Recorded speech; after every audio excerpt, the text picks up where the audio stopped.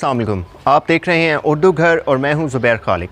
दोस्तों, आज हम आपकी मुलाकात करवाएंगे एक ऐसे नौजवान से जिसने कोरोना टाइगर फोर्स को ज्वाइन किया है। हम उससे पूछेंगे कि उसने against all the odds corona tiger force को क्यों ज्वाइन किया है। सो बगैर वक्त ज़ाया किए मैं बुलाता हूँ राना नासिर साहब को कि वो प्लीज़ आएँ और हमसे इस बारे में बात करें कि क्यों उन्होंने कोरोना टाइगर फोर्स को ज्वाइन किया। अस्सलाम वालेकुम जी। वालेकुम राना साहब, कैसे हैं? No hand shakes and just the thing that is going on. कैसे हैं आप? खैरियत से हैं? जी, अल्लाह का शुक्र। राना साहब, इससे पहले कि मैं आपसे पूछूं कोरोना टाइगर फोर्स को आपने क्यों ज्वाइन किया, मैं ये पूछूंगा कि कोरोना टाइगर फोर्स है क्या, क्योंकि आपने इसमें अप्लाई किया होगा।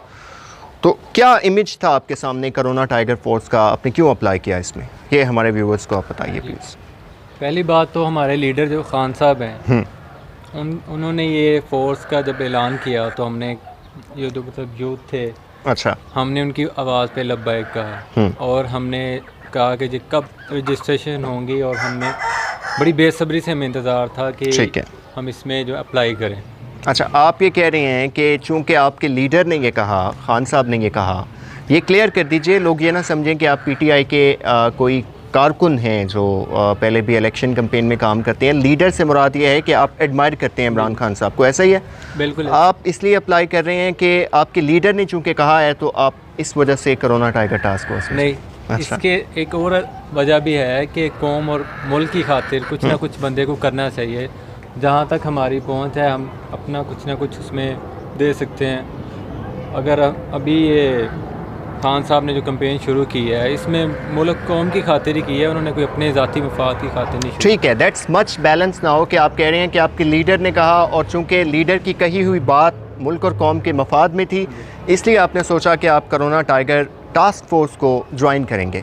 कुछ एतराज़ात हैं नासिर साहब इसके ऊपर। मैं भी पिछले कुछ दिनों से इसके ऊपर एक दो वीडियोस बनाई, उस पर बहुत से लोगों के कमेंट्स आए। सर, सवाल ये है कि आप मुल्क और कौम की खिदमत करना चाहते हैं, आप काम करेंगे डीसी या आईसी साहब के। डीसी या आईसी साहब मुल्क और कौम की खिदमत करने का मुआवजा ले रही हैं। पुलिस के साथ आप काम करेंगे, पुलिस मुल्क और कौम की खिदमत करने का मुआवजा ले रही है। फ़ौज भी आपको उसमें हेल्प आउट करेगी, फ़ौज मुल्क और कौम की खिदमत करने का मुआवजा ले रही है। सो आप लोग बिला मुआवजा क्यों मुल्क और कौम की खिदमत करना चाहते हैं, क्या वजह है इसके पीछे? मतलब कि हमें था कि कुछ ना कुछ तो अगर गवर्नमेंट की तरफ से ये ऐलान किया गया तो कुछ ना कुछ पे करेंगे रज़ाकारों को, जैसे पहले भी था तो कुछ ना कुछ पे करते थे। लेकिन अब ये जब देखा है कि ये बिल्कुल भी मतलब फ्री ऑफ कॉस्ट है, खिदमत है बेलॉस, तो ये वजह है। अच्छा, चलें, बेलॉस खिदमत हो गई, आपको लगा कि मुल्क और कौम के लिए कुछ करना चाहिए। अब इसमें थोड़ी सी और वजाहत कर दीजिए। आप रन साहब कोरोना टाइगर टास्क फोर्स में जाते हैं, आपको पता है कि आपको कोई पैसा नहीं मिल रहा, सिर्फ मुल्क और कौम की खिदमत आपके पेश नज़र है और आप ये चाहते हैं कि इस मदद का सिला आपको अल्लाह की ज़ात देगी। That is well and good.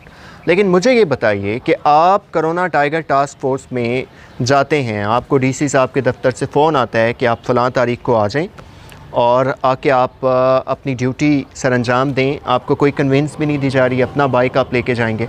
पहले दिन आप जाते हैं, आप 4-5 घंटे ऐसे ही बैठे रहते हैं, आपको ना कोई काम दिया जाता है ना कुछ दिया जाता है।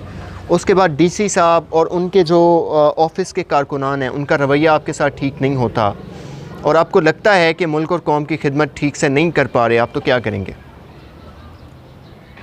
देखिए, हमने तो अपनी तरफ से जाना है, क्योंकि हमें अगर हमने उसमें अप्लाई किया तो हमें बुलाएंगे तो हम जाएंगे। ठीक है, ताकि हमें जो कोई ना कोई काम अगर वो देंगे तो हम करेंगे, अगर वो काम ना देंगे तो जैसे हम घर पे बैठ के बोर हो रहे हैं लॉकडाउन के दिनों में, उधर भी जाके हम जो है बोर ही होंगे। और अगर वो कोई आपको काम दे रहे हों, लेकिन क्योंकि आप बिल्कुल न्यू हैं, कोई ऐसी आप लोगों की प्रॉपर ट्रेनिंग नहीं हुई, वो काम ठीक से आप नहीं करते और उस पे आपको डांटा जाता है या आपकी सरजनिश की जाती है, तो आप इस चीज़ को कैसे देखेंगे?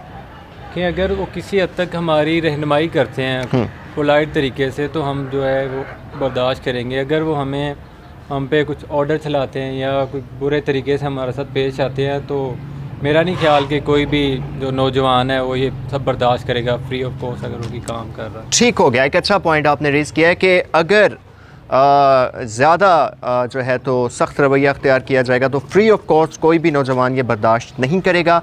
मैं क्विकली चाहूँगा कि आप व्यूअर्स को ये बताएं कि कोरोना टाइगर टास्क फोर्स में अप्लाई कैसे करते हैं, क्योंकि बहुत से लोगों को इसमें भी दिक्कत आ रही है।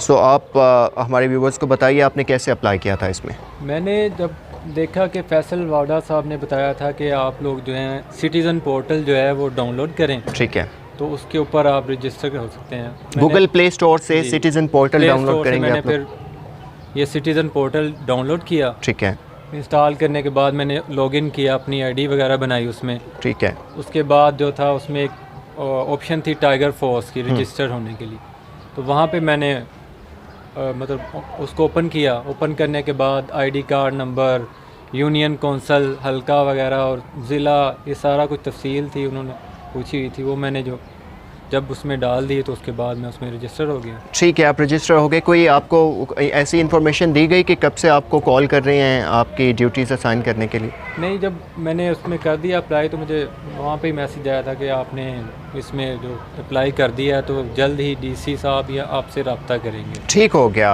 रान साहब, बिफ़ोर लिविंग आपसे एक आखिरी सवाल जानना चाहूँगा।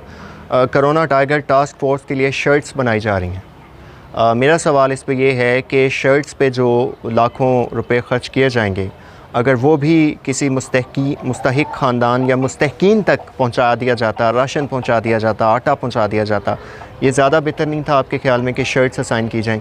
किसी हद तक बेहतर था, लेकिन अगर एक बंदे की हमारी पहचान होगी, वो शर्ट से हमारी पहचान होगी कि हमने वो पहनी हुई हैं, तो हम कहीं भी जाके चेक एंड बैलेंस रख सकते हैं। ऑल राइट रान साहब, thank you so much. So this is अजान टाइम। अपने मेज़बान ज़ुबैर खालिक को इजाज़त दीजिए। मैं फिनिशिंग स्पीच ज़रूर देता, लेकिन azaan is the first priority for all of us. Please stay safe at home. Allah हाफ़िज़।